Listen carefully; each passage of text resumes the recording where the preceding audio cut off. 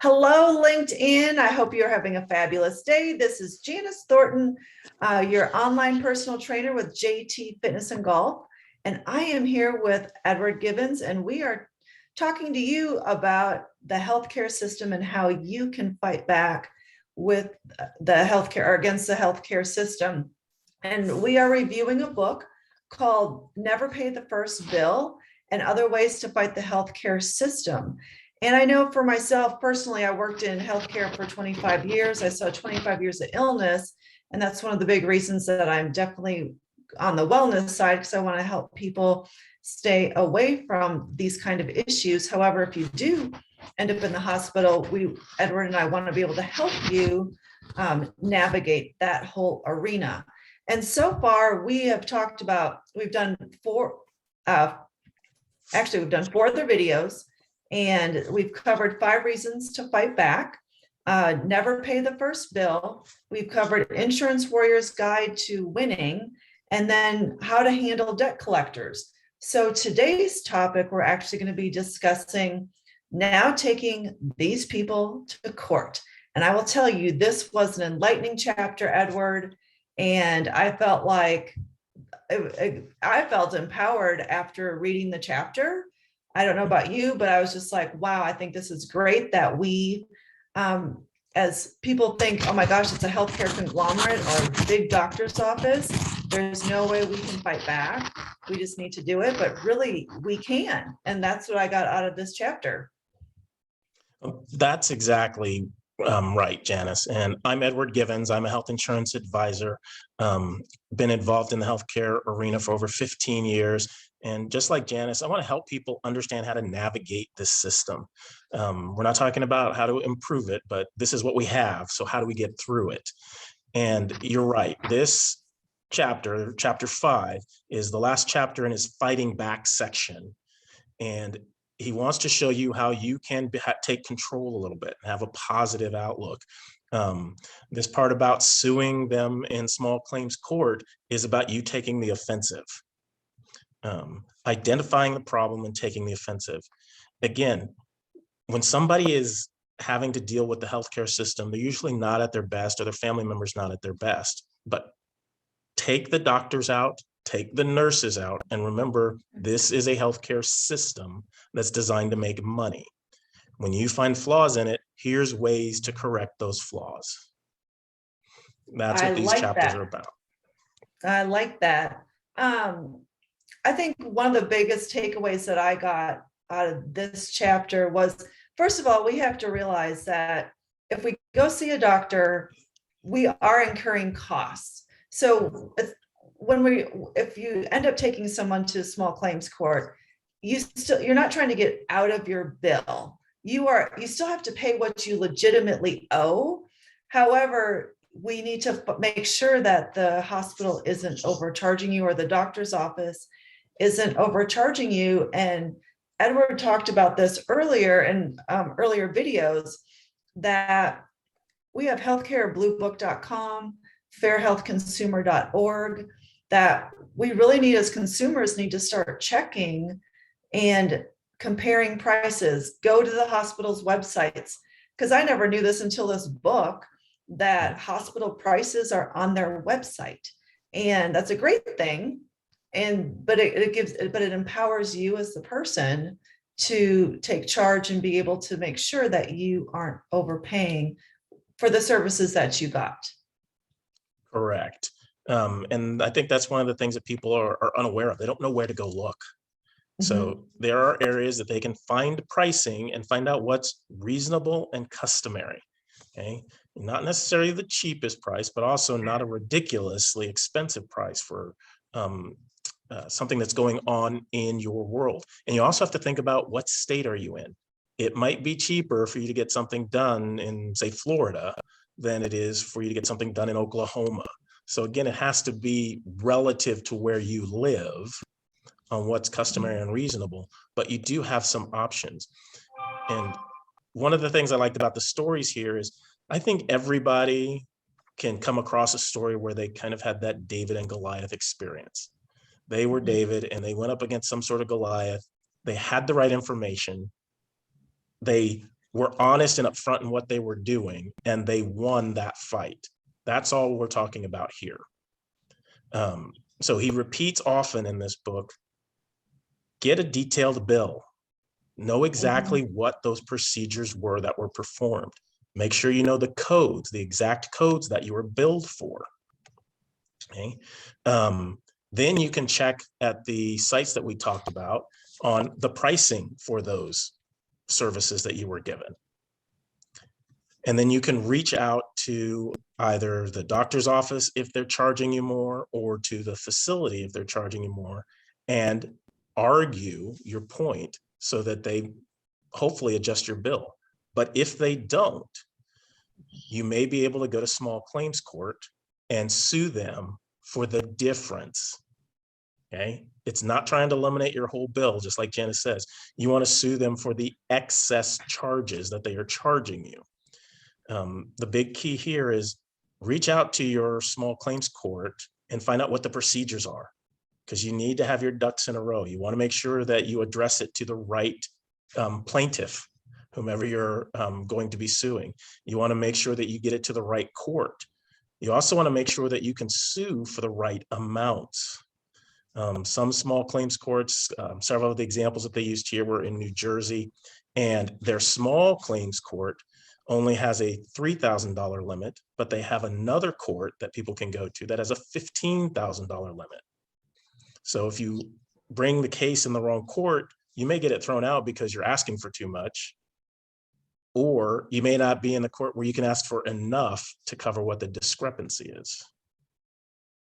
Yeah, I thought that was good information, that for all of that, just, yeah, make sure that you're going to the right place, the right court. And like you said, definitely have your ducks in a row, know what those itemized statements are and what those charges should have been versus what you are charged will make a huge difference for the patient. Another thing that I thought was good on this was, sending a demand letter, and he gave an example in the chapter, sending it to the hospital or the doctor's office. So that, and talking about the charges you're going to dispute, and then also letting them know that you will be taking them to small claims court. Because think about all these doctors' offices and hospitals. They have to pay really expensive lawyers to take care of this. So it's probably a lot cheaper for them to settle. So if you have all your ducks in a row, and and it might be over $500 or $1,000 or $2,000. Well, to them, it might be like, hey, let's just pay them their $2,000, so that way they know they can just get it done and over with and not have to deal with paying their lawyers as well. Correct. And so that people can kind of get understanding. He used an example here of a man who needed what's called a CPAP machine. Okay, it's a continuous positive airway pressure device. It's designed to help him breathe continually through the night.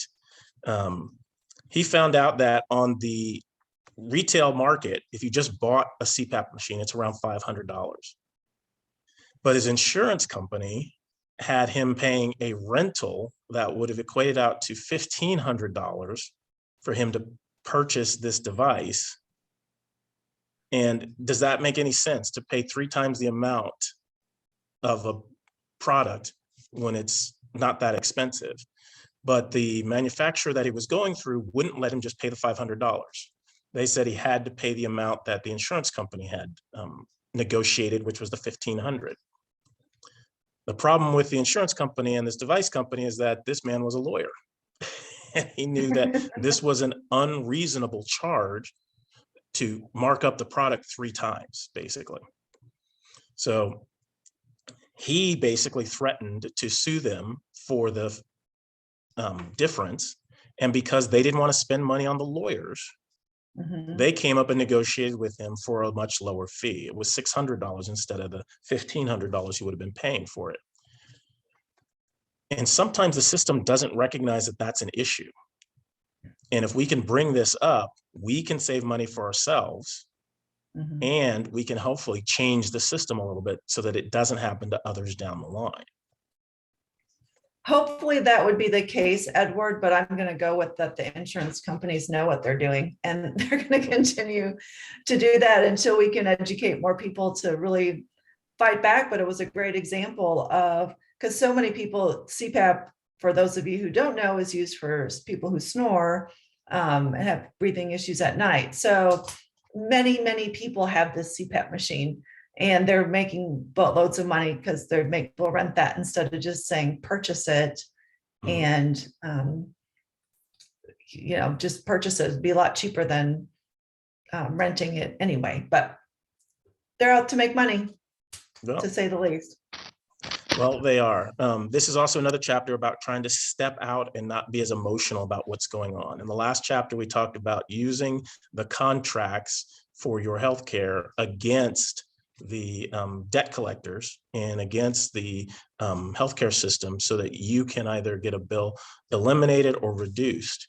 In this particular case, you're doing the same thing, but you're using the legal system and small claims court, which is where people can go when they have a dispute about an honest dealing with someone, and they're just trying to make it a reasonable accommodation for both.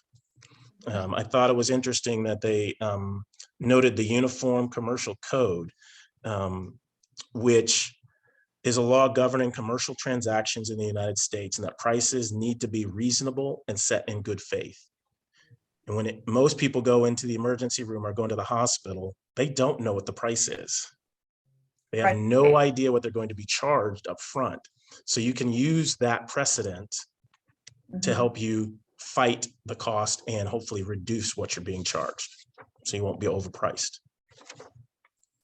And I thought that was really interesting as well, because I hadn't thought about that. We don't, when we're signing all the paperwork to see the doctor or to go into the hospital, there's never a price there saying that we agree to what that price. We're just agreeing to be seen and treated, and then we just agree to pay is what you end up signing, is that we agree to pay whatever our insurance doesn't pay.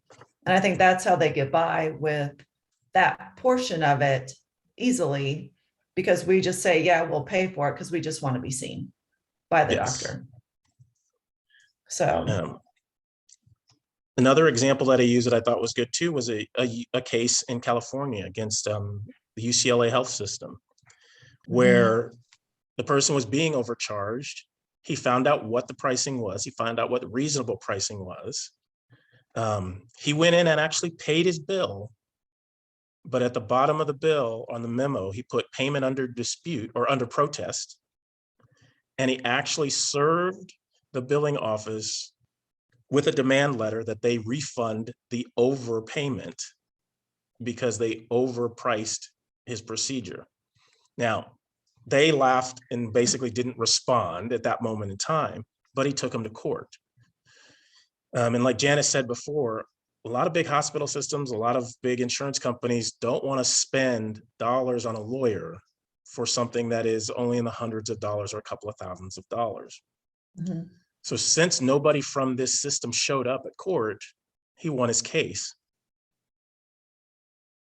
And that could be something that could happen to you as well. You have your information in a row, you take them to court. If they don't show up, you're going to win. And I think for me, like, this chapter really showed me to not be afraid or scared of taking someone to small claims court. Because again, like you said earlier, Edward, if you are 100% in the right, and you have data to lay down in front of them to say, this is the overcharge, most likely you're going to win. And you stay calm and cool and collected during the process. It's just a way that it's worth your time and energy to do something like this. And that's what I loved about this chapter. I just felt it was very empowering, that it shouldn't be as scary as we think, or at least myself think, oh my God, taking someone to small claims court. Are you kidding me? That sounds scary, but it doesn't have to be. No, it doesn't have to be. And they lay a lot of groundwork and a lot of examples in the book for you to follow. That's one of the nice things. It's a lot of cut and paste for you, as long as you have your ducks in a row about the information you need.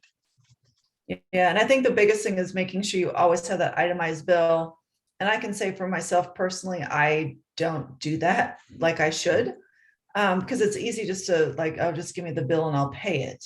Mhm. But then fortunately, I haven't been at the doctor needing, knock on wood, needing a bunch of services at one time either. So, but for someone who does, it's like start collecting all that information and making sure that you are not being overcharged, but most likely you are. That's the sad thing. Well, and this may help a lot of people who may have a high deductible plan where they're going to Mhm. pay a bit more out of pocket. That's what it feels like, that you're paying Mhm. more out of pocket.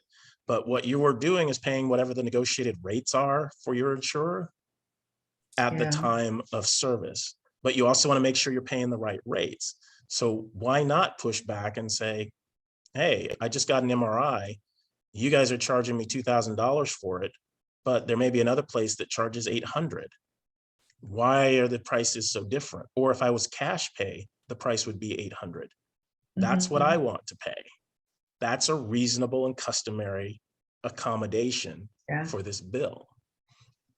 And those are things that we can fight.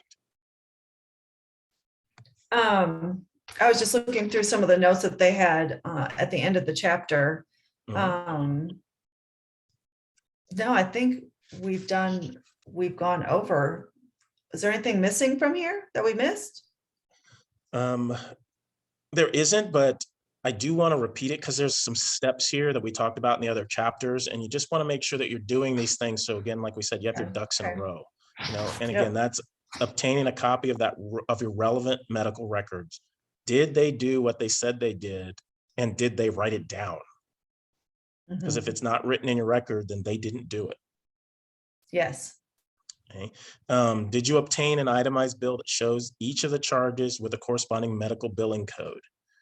Then make sure your bills accurately reflect the care that was provided to the patient and dispute any errors. Perhaps maybe they billed you twice for something, and that just needs to be removed. And then, like you said before, check those prices. You've got healthcarebluebook.com, you've got fairhealthconsumer.org. You even have Medicare pricing that you can find online. So you could use that also as customary and reasonable charges. And you can go to that specific hospital's website because they're Mhm. supposed to show what their pricing is. And one caveat to that, if you can't find it, you need to note that as well, because that would be something that you could use in small claims court to say, they're not even posting this. So how do we Right. know what is fair and reasonable? If you have insurance coverage, make sure your plan paid the bills properly and contest in case they did not, and then get help from other patients through online groups, through this cast that we're doing. We're trying to give people information so that they can be better informed. And then if necessary, sue them in small claims court for what's a reasonable and customary charge. Oh, and I like how they said also in this chapter, our taxes fund these small claims courts. So, Mhm. um, your tax money at work. So let's utilize it and make sure that we're getting the full benefit from what we're paying for already. Might as Exactly. well. I completely agree with that. And then one of the last statements here on page 95, we're looking at, we've been conditioned to be passive and to trust our healthcare system to treat us fairly. Where I think people fall into that trust is you're trying to trust your doctor that they're doing the right thing for you and they want to help you. You're trying to trust the nurses, but you have to step back and remember it's a healthcare system and it's designed to make money. So outside of your specific doctor and nurse, you can fight the system. You can fight the process of how do they bill you. You can fight the process of how they want to collect. So Well, remember those things. and oh, you're going to love this because Edward was a pharmaceutical rep as well. So you have very interesting conversations with doctors when you're a rep. And I remember when electronic medical records was coming out, and one doctor came and he's like, "Oh my gosh, I just got out of a meeting. I now know how to see 30% less patients, but make 30% more money." Mhm. And so don't think that your doctor isn't there to make money each and every Mhm. day. Yes, they are there to take care of you. At the same time, they also have constantly running in their head, especially if they're a doctor that sees 20 to 30 patients a day, they're there to make money and Mhm. don't think anything different. I'm sorry to say that. However, after talking to about 1,500 different doctors over the course of my career, definitely they are there to make money. At least 95% of them. So Yeah. just, it's hard to, I mean, it's hard, it's a harsh reality, really, because you never think that your doctor's your friend, your doctor's there to, really help you get better. And I really do believe there are doctors out there like that. At the same time, we just can't be fooled that they're not there to make money also. So No, we can't. And, Marshall Allen, in writing this book, has a lot of references and resources across the country. I mean, he's in these 5 chapters, he's talked about people on the West Coast, on the East Coast, in the middle of the country mhm. who've run into these types of problems, but have figured out ways to attack it so that Yep. they are billed fairly and that they can be charged fairly for the services that are rendered and not overcharged for things. Yeah. Well, everyone, if you have any questions about this, first of all, we highly recommend getting the book, Never Pay the First Bill and Other Ways to Fight the Healthcare System. For sure, if you see the doctor a lot and you have a lot of doctor's bills, this book would be great for you because you've been overpaying into the system for sure. If you have a lot of doctor's bills. And this can help you be able to keep more money into your pocket instead of into their pocket, for sure. So, Edward, do you have anything else that you would like to add? No, feel free to reach out to us if you have any questions. Happy to guide you to this book and other books that are mentioned here that can help you better navigate this system and keep more money in your own pocket. Perfect. Well, everyone have a fantastic day. We will be back next week with chapter 6. Have a good Have a one, great day. everyone. Bye-bye.